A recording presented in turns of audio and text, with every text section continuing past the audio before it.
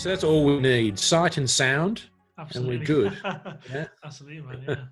How is the kind of production on Mask of Evaporation at the moment going? Good. You sound like you know a little bit about it, but so stop me if I'm repeating stuff you know. But it's a studio we've built in Sydney. It's a virtual production studio, and it's our first real kind of proper film. We've done a couple of little test films there already, just with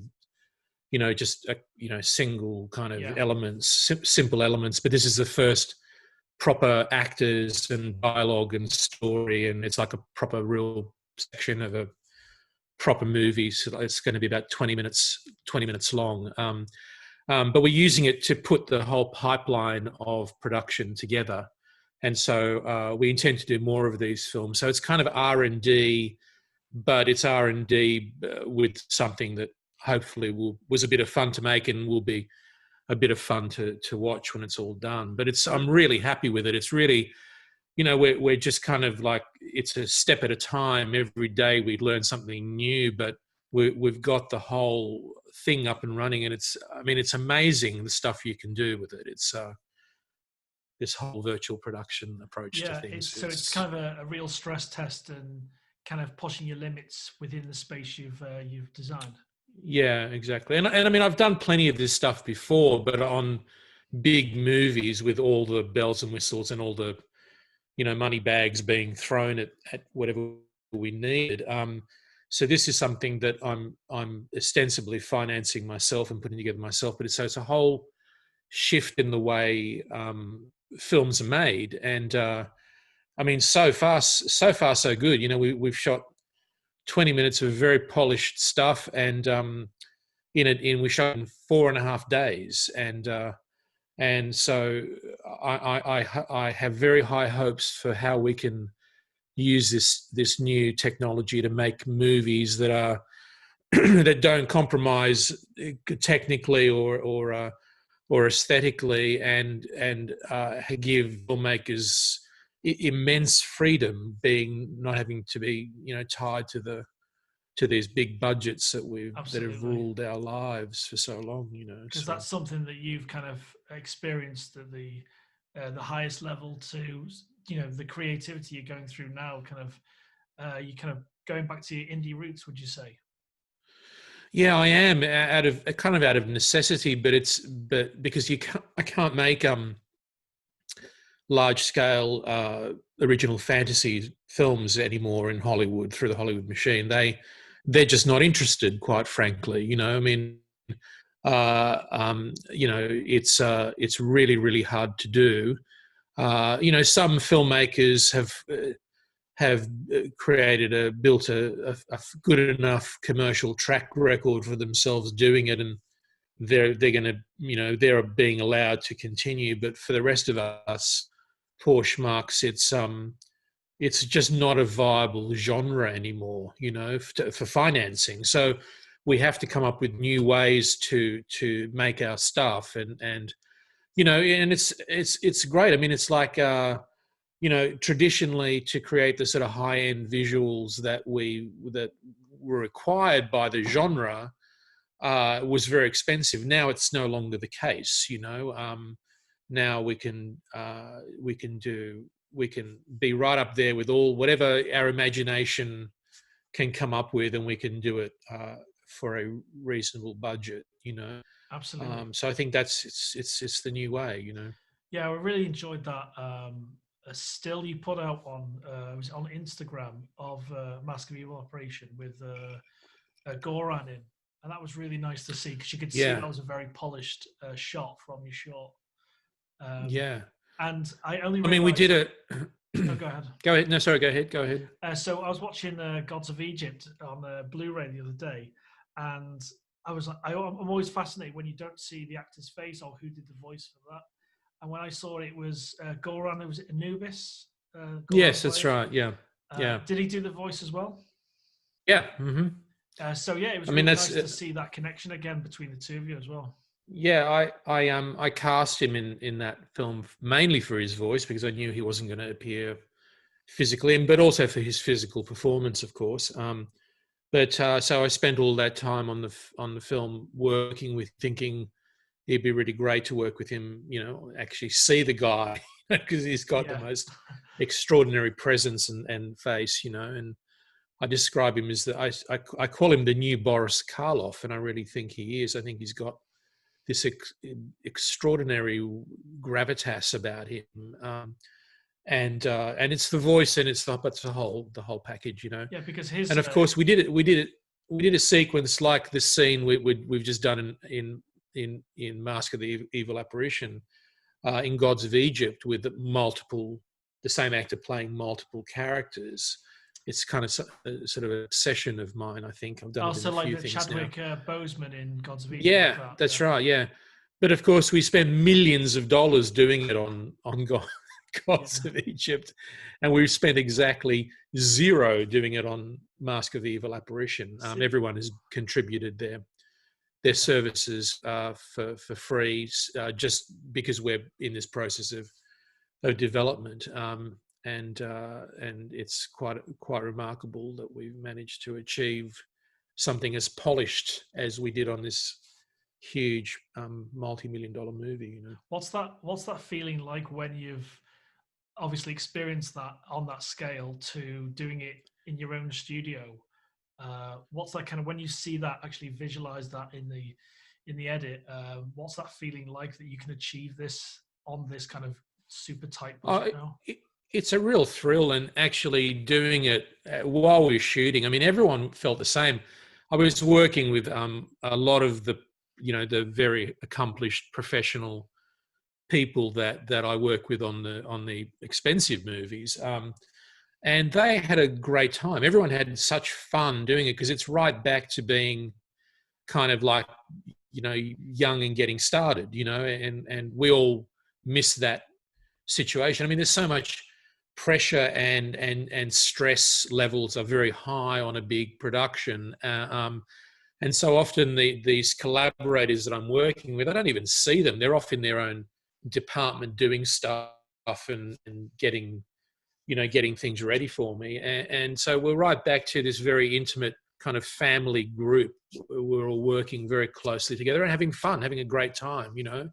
There's no time pressure. There's no, everyone's kind of there because they want to be there, and it's just a great experience. So, it's definitely for me the way I want to continue working. And my next feature is designed to be made in this way.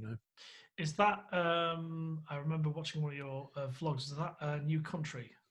Yeah, The New Country, it's called. Yeah, it wasn't written for this type of production, and nor was the studio actually built with some weird kind of premonition of what world we were going to find ourselves in. But it seems that it's so coincidentally the perfect model for shooting in this kind of lockdown pandemic situation that we're all in various levels all over the world. Because it's small crews, and it's all virtual, so you're basically bringing the locations to you. You're not going out there with your crew and mixing with the germ infested world that we apparently live in. So it's a much more streamlined way of doing it, and it works really well in this current situation that may go on for who knows how long. So I've rewritten my feature to be visualized in this way. But it's a technology that seems to work for any style. Really, you can make it as stylized or as realistic as you want to make it. It just depends on how you're generating your environments. Absolutely. I've got a friend of mine, Will. He sent me a little question because we've been fans of yours for quite some time since we saw Dog City. He was talking about, obviously you got to a kind of conceptual stage with Paradise Lost, and you went on to do Gods of Egypt. Was that a while after? Was there much that transitioned over from your Paradise Lost content because some of the style, Yeah, methodology, you know? there was. I mean, I had a pretty rough patch there for a few years because there were two films that I tried to get going, and we got a long way down the track before they were both canned. One was a film about Dracula, about Vlad Tepes, the sort of origins of Dracula, and then the other one was Paradise Lost, and it was pretty heartbreaking when both of those two projects, which I put a lot of work into, fell over, and I was like, what's going on? This is just crazy. It's like I've never had an experience like that before, particularly coming from out of a successful movie, which was the one before, Knowing, which had done extremely well, but suddenly people were having really cold feet about spending the budgets required to make these movies, and so when Paradise Lost fell over, to answer your question, Gods of Egypt appeared out of the woodwork very, very quickly, and there was a lot of momentum behind it with the studio, particularly when I showed an interest in it, to get it going. So we jumped straight into that, which, quite frankly, I mean, apart from anything else, I absolutely needed to, because I was like broke at that point. I made all these, because you don't really get paid as a director when you're in pre-production. They keep all the money until you're actually shooting, for this very reason. So I was like, having worked for probably 3 years on projects that didn't actually happen, I was really getting to the point where I was a bit desperate to just even, make $1. I was thinking like I'd have to go and direct TV or something like that, and then so Gods of Egypt appeared, and there was this momentum behind it, which is an unusual thing with projects in Hollywood, that there was this, huge desire to get the thing going. And so, there was a lot of stuff that we had developed for Paradise Lost, which we kind of cannibalized, I guess, a little bit for Gods of Egypt, because it's interesting, those two, the Judeo-Christian mythology and ancient Egyptian mythology, have a lot in common, to the point where a lot of people conjecture that Horus is actually the origin of the Jesus myth, I want to say, if you're that way inclined, or story. And it seems a lot of the world's religions and cult and spirituality have a lot in common. And so it was really interesting how, for me, that Michael and Lucifer was a kind of a retelling of Horus and Set in many ways, virtually the same stories in some ways.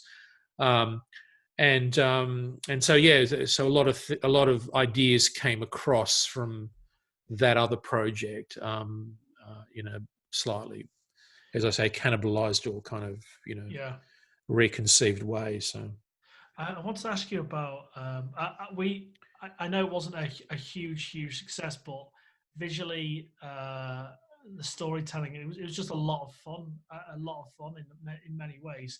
And what I looked at again recently, I know it's only 4 years old, the film, something like that.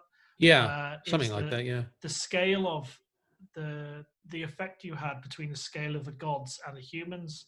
It's still, even 4 years, things can change when you look at them in terms of effects, but that's still really kind of the weight of the gods, on screen. Because when you see something that's CG, it feels like, there's a disconnection sometimes when you watch something. But yeah. I think you did there's some great moments in that film, and it's thoroughly enjoyable. Yeah, thank you. It's a much misunderstood film, I think, mainly because of the controversy over the casting, which was complete and utter bullshit as far as I'm concerned. I'm Egyptian myself, so I was kind of really surprised, let's say, for want of a better word, at the response. But this is the world we live in. It's become so much more extreme in the last few years since that experience that I had, and many others have had many more, even more bizarre experiences on a Absolutely. daily basis with the sort of political correctness that's Yeah. obsessing us all at the moment. Oh, It's it's possessing us all at the moment. something you mentioned in one of your posts about like switching off the news because it is so like if you want to be depressed, stick on the TV for half an hour. That's how I see it. It's Yeah, but it's social media as well. I mean, it's really yeah, it's hard to not be depressed, you know, and particularly right now. I mean, I've been doing these little interviews with just friends in the industry, yeah, they've been great. and They've been great. oh, thanks. Yeah, thank you. They've been great fun to do, and I think we don't often get depressed. We try and keep buoyant. Um, but I've had so many of my friends say, you know, I just can't do it. I am too depressed to do it.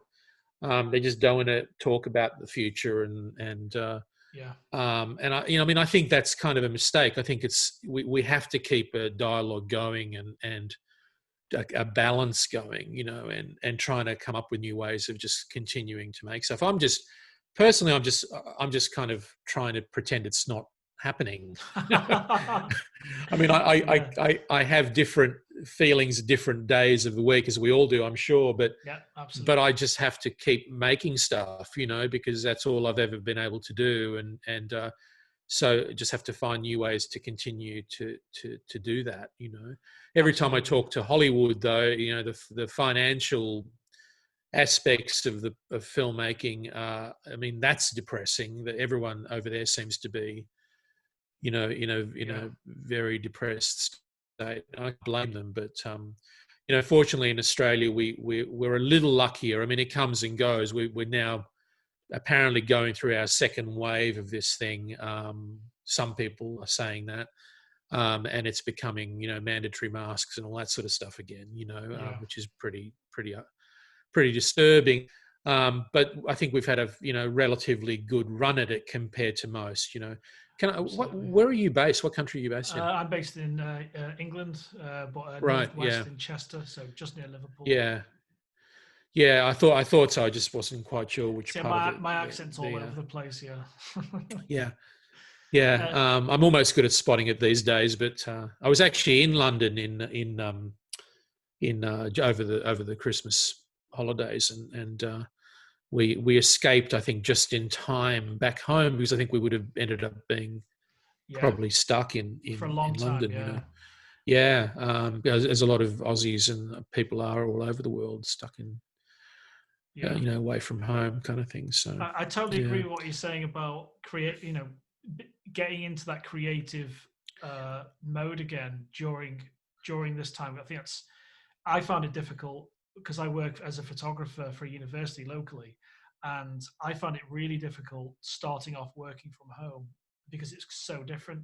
It felt like I was yeah, being forcefully retired. That's how I saw it, yeah, and um, so when I started the Isolation Film Festival and now the Hellbound Festival, I found it was really gratifying. We've had emails from people from all over the world now saying that it's been a great relief to be able to have some focus for something like this. And something else you mentioned about this is slightly different, but the ownership of films like Blu-rays and buying rather than streaming. There's something that no, I really don't like about going through a huge list and then just picking something. It's terrible. I like the ownership of films because as soon as my internet disconnects or a service decides we're not going to show this anymore, then what's the point? And well, that's exactly right. Yeah, you owning an object is very different to being at the mercy of whatever contracted agreements that the streamers make with the studios, etc., to show stuff, because you just don't know if it's always going to be available. And exactly, you know, I find I go back to the same stuff all the time. I mean, I'm trying to keep up with new stuff as well, of course, but I like to, you know, every year I watch the same bunch of stuff again, you know, and I get something very new out of all the familiar, you know, things that the projects, films that I like, you know. yeah, as you change, the work that you like seems to evolve as well. So I really believe in physical media. I think it's hugely important to keep that going. It's the one thing we've got left, quite frankly, from Yeah. the theatrical experience. Because of course, coming through the whole video, revolution, the home video revolution, as I did, from when you could first own something and watch it whenever you wanted to watch it, which is kind of what the initial empowerment of the physical media is. You weren't at the mercy of when it was going to be shown on TV. You could, or when it was going to be at the art house, repertory theatre down the street. You could go and buy something and keep it on a shelf and watch it whenever you wanted to watch it. That was the initial excitement of owning a film. Now it's a little different, of course, because now we're sport and we can watch anything whenever we want to. But there's still that one aspect, which is where you're at the mercy of whether or not the project that you love so much is going to be always on that streamer or not. Yeah. You just don't know that. You can't guarantee that. And once it's gone, it's... Yeah, exactly. One of my biggest issues is that if it's like there is a layer of compression on that, as it might be fantastic to a certain degree, but then when you see it on Blu-ray, it's kind of uncompressed to up to a 50 gig file or something. It can be stellar, and that kind of takes me on to a question about Dark City. And when I saw that, I think it was a DVD release a good few years ago. The transfer of that film was absolutely stellar. Now, I'm not sure compared to the original in the theatre what the comparison was. And obviously The Crow came out on Blu-ray as well. What's that? Is that a thing that are you talking about the director's cut of Dark City? Yeah, the director's cut. It looks well, we were one stellar. of that was one of the first films that we made. We actually we transferred it at 1080p, I remember at the time, and that was quite unusual to do that. There was at the time, I don't know what the resolution exactly was of a DVD in that era, when we made that first director's cut, but it certainly wasn't 1080p. And so we decided to transfer at a higher resolution than the standard resolution for DVDs was. So that kind of went on to the first Blu-rays as well, when the Blu-rays first started appearing. So, and even when the first Blu-rays came along, they weren't a full 1080p. I think again, this is technical stuff that I'm not absolutely certain of, but I'm pretty sure that was the case. So we were transferring at a higher resolution. I think that's probably why it looked as good as it did, And I supervised it, or Darius Wachowskis supervised the transfer, or both. As I honestly can't remember, but that would have had something to do with how nicely it was presented in that medium, And Darius and I, the cameraman, and I are both. We come from. We started working together on music videos and commercials. So video, we weren't scared of video. Video wasn't a kind of something to be frightened of. We embraced it because we'd done so much with video or transferring 35mm to video for our commercials and music videos. Right. And so we were very, we embraced the digital form probably more easily than many others, might have had something to do with it. Yeah, and The Crow, the transfer of that on Blu-ray, it looks absolutely stellar. And with the light and shadow being such a big feature of the visuals, it lends itself to a better dynamic range on the disc as well. Yeah, well, that's one that Derek did as well. Darius also shot that film, and I couldn't, I didn't want to be involved with that, but I sent Darius in to grade it, and because he was the cameraman for the original film, he knew what we were going for, and I think he did a good job. I haven't seen it, but I'm sure he did an excellent job. I can totally understand why, and I saw it on another interview that you did that's online about the difficulty of finishing the film. That must have, there's got to be very few filmmakers that will go through that what happened, to go back and finish something like that, and your reasoning for it in terms of finishing for Brandon, because it was Yeah. something he truly believed in. I can Yeah, understand yeah. not wanting to look back at a new transfer because it kind of No, there's no. I mean, I don't particularly enjoy watching my movies anyway. Even under the best circumstances, because you just, as a filmmaker, you see all the mistakes. So once I'm done, and I've seen them many times by the time they finish, and thousands of times, too many times. To the point where you don't really get much pleasure out. I mean, you get some pleasure out of seeing it with an audience and seeing the audience respond, sure, but sitting alone watching something, I don't do that. I don't go back and watch my films. I just see the mistakes, but particularly with The Crow, of course, for obvious reasons. I haven't seen the movie since we finished it, and I have no real interest in watching it. It's just too painful an experience. Darius did a wonderful job on it. It does look absolutely stellar, and it kind of, the reasoning people go back to it is kind of enhanced even more so now, I think. Yeah. Something sure. I wanted to ask about your new studio is something like, obviously be a virtual environment. The plane crash scene in Knowing. How is that something that's achievable in that kind of virtual set? Well, everything is achievable.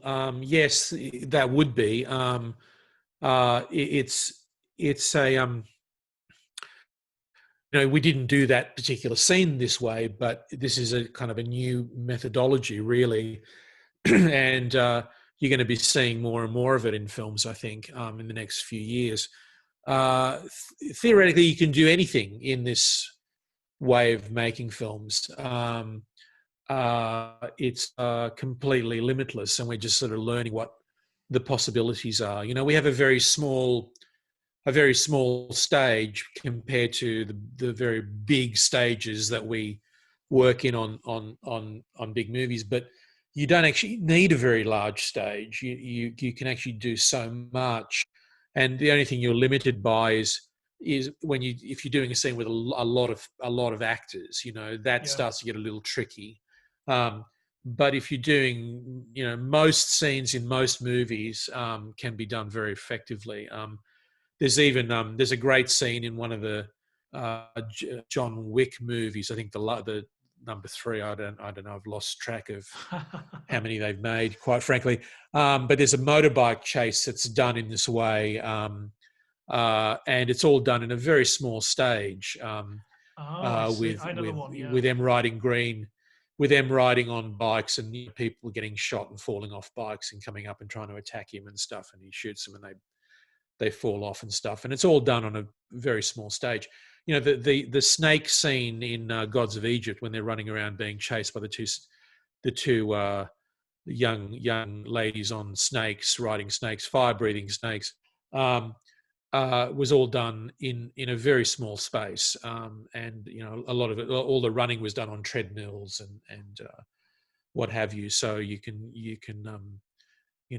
do. It's, as I say, your imagination is the only limitation. Because you can motion track most of that with the running as well. So scale's not an issue now, is it? No, it's not. And in fact, the one thing that we haven't cracked this yet, but the one thing that we're experimenting with is when people get beyond a certain size, if they walk away and they get to within a certain, that big in frame, they become a virtual proxy. They're not actually the real actor anymore. So the real actor really only takes the real actor is really only about the mug, the head, and the upper body. Everything else can be. So we're getting to the point where we'll be able to, and as I say, we haven't done this yet, but eventually we'll be able to not have a great deal of there won't be a great deal of wardrobe or makeup requirements either, because they'll certainly see in a conceptual design sense, yes, we'll still have designers who design all this stuff, but there won't be an army of people on the set making up the actors and dressing them, because it will all be done by the computers. Absolutely, large parts of the fight scenes and Like Gerard Butler's had that experience with 300, where a lot of people thought they've worked out, they look exactly like that, but their muscular form that was kind of altered as and well, enhanced. enhanced. Yeah, I think Gerard used all sorts of techniques to enhance his physicality. Let's not say too much more about Yeah, that. I But you know, I mean, even on iRobot, which is 2002, we shot that movie. I would show scenes to Will where he's fighting a robot. There's one particular scene in a parking lot where the car crashes and he's fighting the robot. And there's also he gets thrown around a lot. And he goes, I show him the finished scene, and he goes, "Wow, that's great." He said, "I did that pretty good, didn't I?" And I said, "That's not you, Will. That's that's your CG double in some of the shots that we use that in, and that's a long time ago now. So it's come along much further than that in the last few years. It's sometimes there's the opposite as well, where it's very difficult because you've got to make sure that the audience doesn't obviously disconnect with what they're watching. And obviously with a big sci-fi, there is an element of disbelief which you're happy to kind of accept. But I think it was the biggest disappointment of the last few years when it came to effects was when I was watching Matrix Reloaded, and they had that scene with Neo, and they actually slowed the effect down, and you could quite clearly tell it wasn't real. So I just had a real disconnection to it straight away. Well, of course, all this stuff is like people are only really aware of the stuff that doesn't work, and they're not so much aware of the stuff that really does work. Because it's kind of seamless. But it's getting pretty good. I mean, it really is. And certainly for environmental stuff, I mean, Unreal Engine and what we're able to achieve with that now it blows my mind. Still, I don't believe how great it can actually look to be able to create these incredibly complex environments and move around them in real time. At a very high resolution. This is stuff that is just mind-boggling to me. It's kind of magic. Is something like obviously yourself and David Fincher made Rain super cinematic in a kind of dark way with The Crow, and is that something that's achievable within a virtual environment, or do you still need those elements? Because obviously the way... Did you say Rain? Rain itself, yeah. Rain, yeah, absolutely. I mean, anything is achievable. It's as I say, it's film is an artificial medium, and so often you have to. I mean, just a simple thing about rain is if you don't backlight rain, you don't even see it.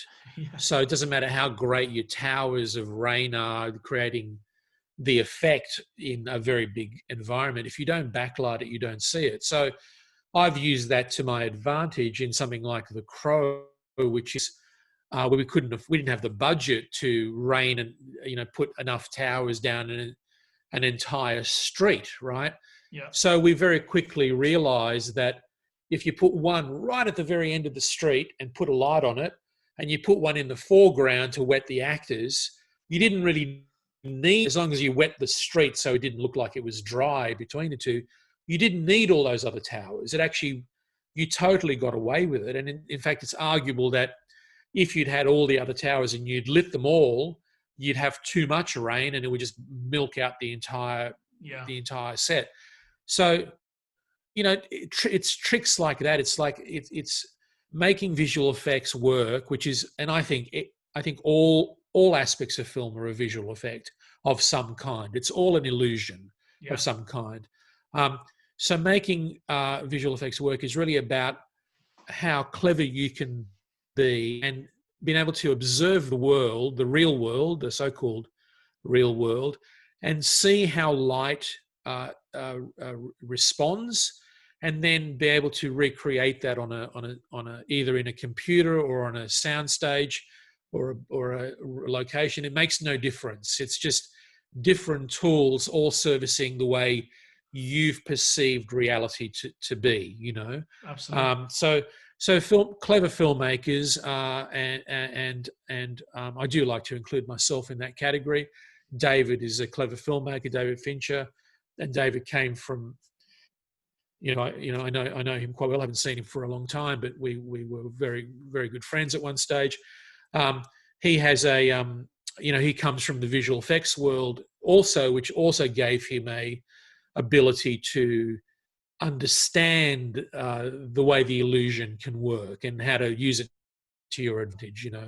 Absolutely. So I think that's kind of what it's all about. Um, how do you feel about this? Is just going to lead on to a little question, but how do you feel about remakes of movies?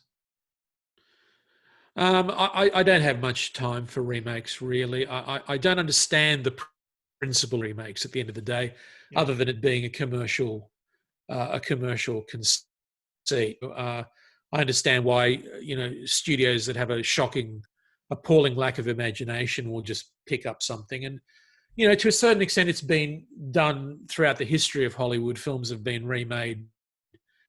And if something works, they'll remake it every yeah, 10 years.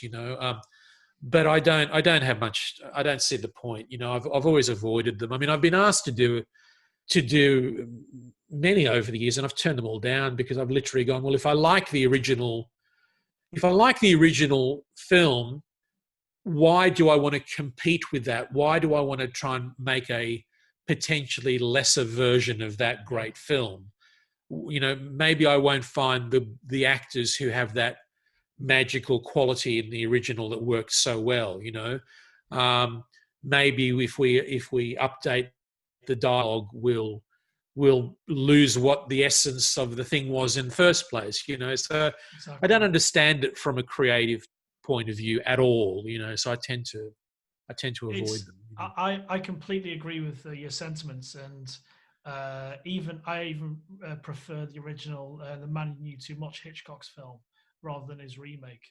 And but I was thinking one of the few that I wouldn't necessarily love to see, but I love Capricorn One, and because what Capricorn One's about and how it was achieved, you can almost in a not completely, but break the fourth wall and show how that's made.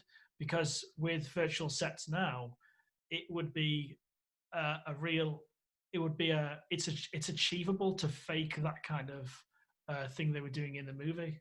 Right. Yeah. Yeah, I mean, look, there's an argument for films that are kind of a great concept but didn't quite come together.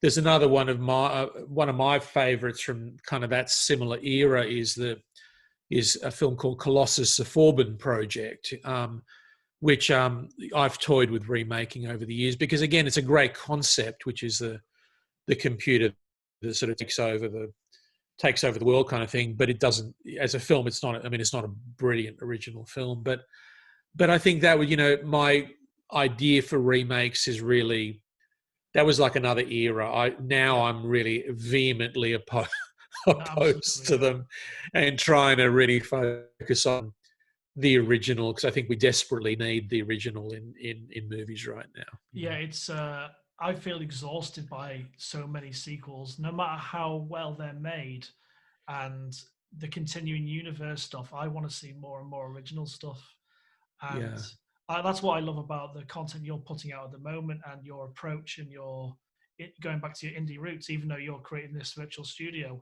it's really nice to see that from someone that's had the whole, the huge studio experience. And that's one of the reasons I wanted to ask you to be part of this Hellbound Horror Festival, is Yeah. because we've got such a rooting in originality, and you can see what people are trying to achieve. It's really nice to invite you, and the fact you've accepted to do that, which is great. I don't know what we'll get, but it's going to be fun when those submissions start coming in. Yeah, absolutely. Well, I look forward to seeing them.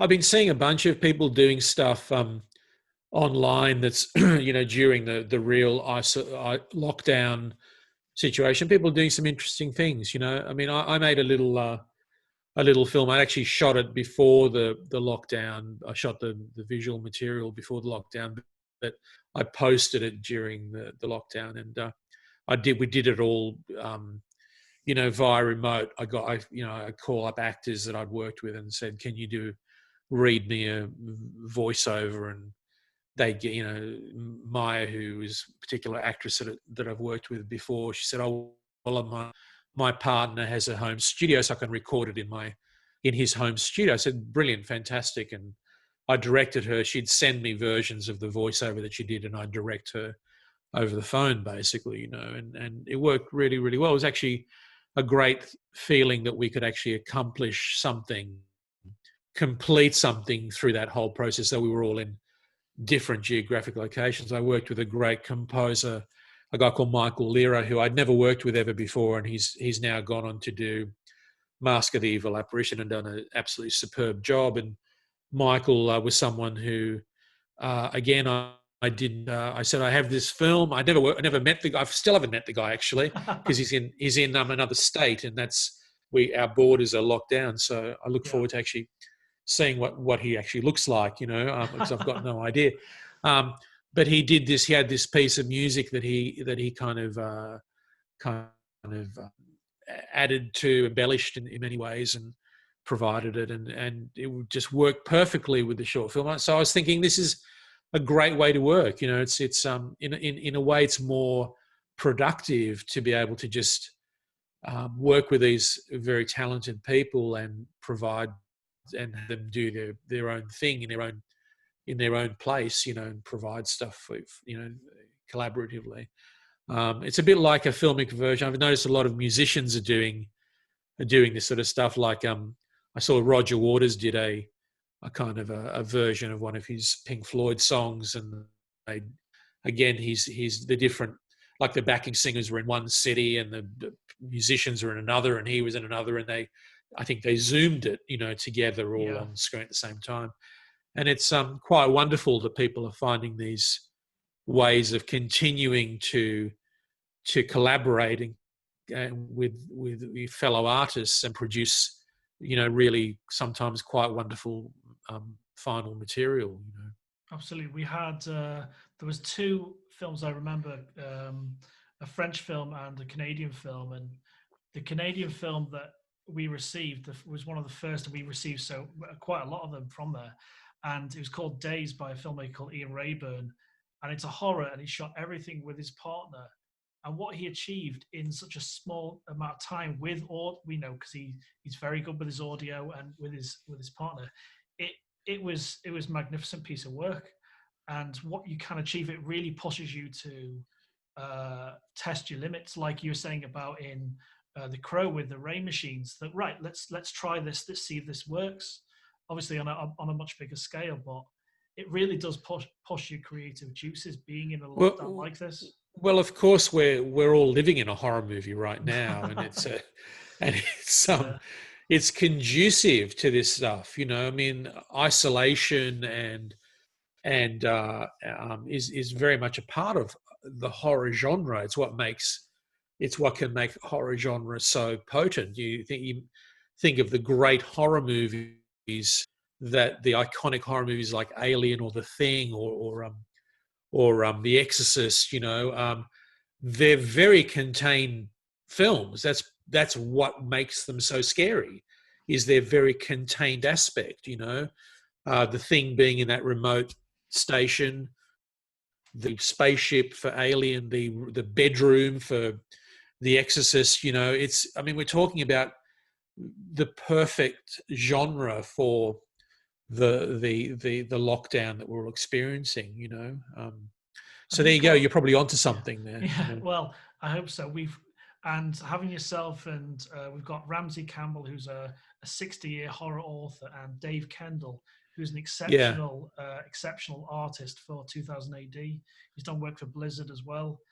He's a huge fan of your Dark City, so it kind of tied in nicely. He said he was intimidated by your involvement at Ramsey's, but I said to him, the reason I picked you, Dave, or tried to, and you've come on board, is because of your artwork. His concept stuff and his 2000 AD stuff with Judge Death and Judge Dredd is mind blowing. So I'll send some of that over to you as well. But love to see it. And so I wanted to pick 2 or 3 people that are from different mediums, like storytellers of all, of all of these. And it's been pretty wonderful to have you come on board, Alex.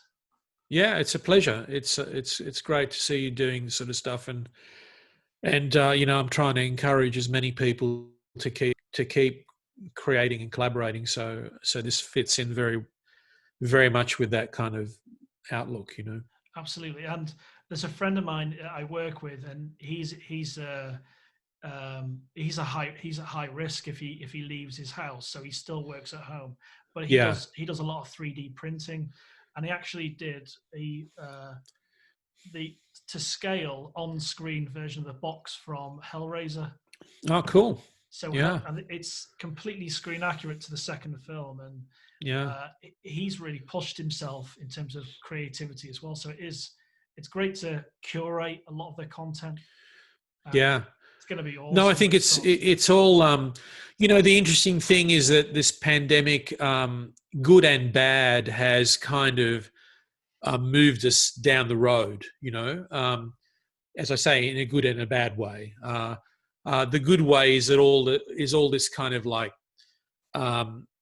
home-based creativity, the tech being simplified.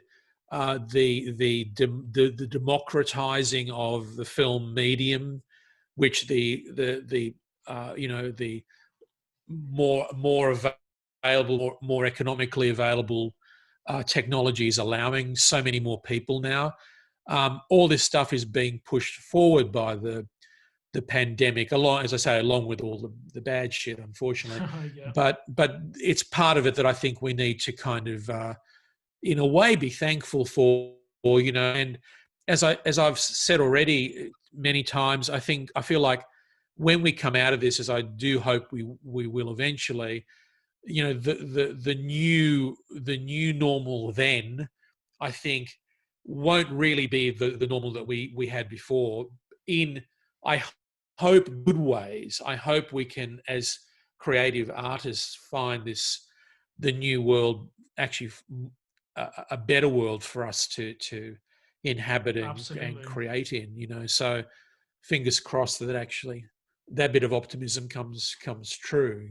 Yeah, definitely. And yeah, thank you again, and thank you for coming online to speak with me about your involvement in the Hellbound Horror Festival. And it's going to be exciting, and people are really going to resonate with you, and when they discover more of the Mystery Clock stuff on YouTube, they'll see that you've got a real connection with indie filmmakers, and that's who we're kind of aiming towards, really.